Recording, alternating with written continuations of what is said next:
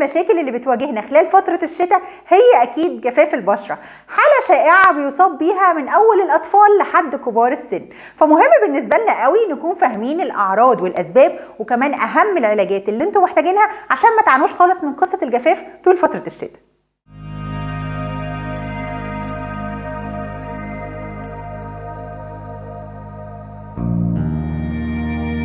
أسباب جفاف البشرة خلال فترة الشتاء، طبعا السبب الرئيسي فيها برودة الجو، ولكن ده ما بيكونش السبب الوحيد الحقيقة. ساعات كتير بيكون عندنا أمراض بتؤدي لجفاف الجلد، زي مثلا خمول الغدة الدرقية، أو حتى بعد انقطاع الدورة الشهرية بالنسبة للسيدات. أسباب كتير جدا زي مثلا منتجات غلط استخدمناها على بشرتنا، على وشنا أو على جسمنا، صابون أو شاور جل شديد القلوية، ده بيغير في البي اتش بتاعت البشرة وبيؤدي للجفاف، وبالتالي بنبدأ نحس بالأعراض اللي هنقولها دلوقتي، اللي هي شدة البشرة، الاحمرار، الحكة، وده بيؤدي للإكزيما. واحنا في صيدليات مؤنس هنقول لكم أهم النصايح اللي انتم محتاجينها خلال فترة الشتاء عشان تحافظوا على رطوبة بشرتكم.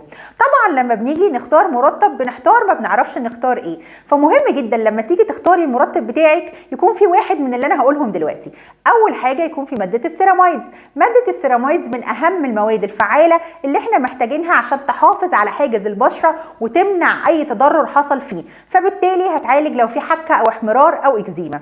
تاني مادة فعالة مهمة بالنسبة لنا بتحافظ على رطوبة الجلد هي مادة اليوريا، واليوريا من الحاجات اللي مهمة قوي ان احنا نستخدمها، بتخلصنا من جفاف الجلد وجلد الوزة ومشاكل كتير جدا بتتعرض لها البشرة. تالت حاجة نستخدمها هي اكيد الفازلين. من اكتر الحاجات الشائعة في الاستخدام خلال فترة الشتاء هي الفازلين، سواء على بشرتنا او ليب بالم او في فورمز كتيرة جدا موجودة في السوق. وكمان الحلو اللي فيه ان هو امن قوي على الاطفال وفي محيط العين وكمان حوالين الفم. وطبعا مش هننسى زيت الاطفال لانه من المرطبات الجيده بالنسبه للجلد، فلو انت عندك اطفال بيمارسوا السباحه خلال فتره الشتاء مهم جدا بعد لما يطلعوا من الميه اللي مليانه كلور ياخدوا شاور بميه فتره، وكمان يرطبوا بشرتهم باي حاجه فيها فازلين زي الفازلين بادي لوشن مثلا.